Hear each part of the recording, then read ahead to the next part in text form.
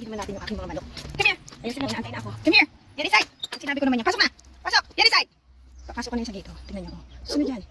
Susunod yan na sa akin. Tingnan nyo ha. Pag tinawag ko na yan. Tikit! Tikit! Tikit! Tikit! Tikit! Tikit! Tikit! Tara! Pag nakita na ako ng mga yan, kilala na nila yung mami nila ako, diba? Come here! Nakaabang na ako. Nakita nyo? Nakaabang na nung nag-work ako talaga sumasalubong ng mga yan. 6 p.m. O, sige na oh! Binibigay ko yung mga scrap food. Pero meron din silang ano, tawag ito, pagkain. Ayan. Kuha tayo ng pagkain nila.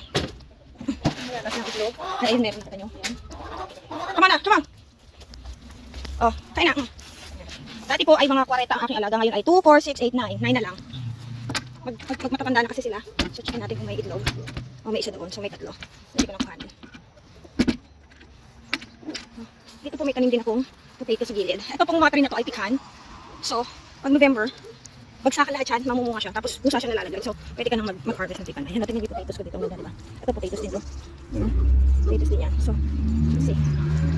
Ganyan po kalaki ang linisin ko. Kaya ako nakakapagod. Doon sa kabilang fence yung aking aso. Ayun, ayun, ayun, ayun. Bulak! Hi, bulak! Ayan po yung aking aso. Ayan, kain yan sila. Mahirap.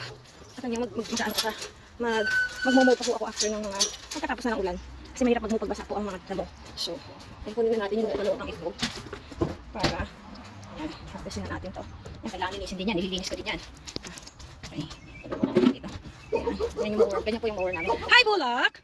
Umiiyak na. Humihingi ng pagkain. Mamaya na. Aga pa. Too early. Too early. Ayun po isa namin pusa. Ayun. Ito po, catch water. Rain water, I mean.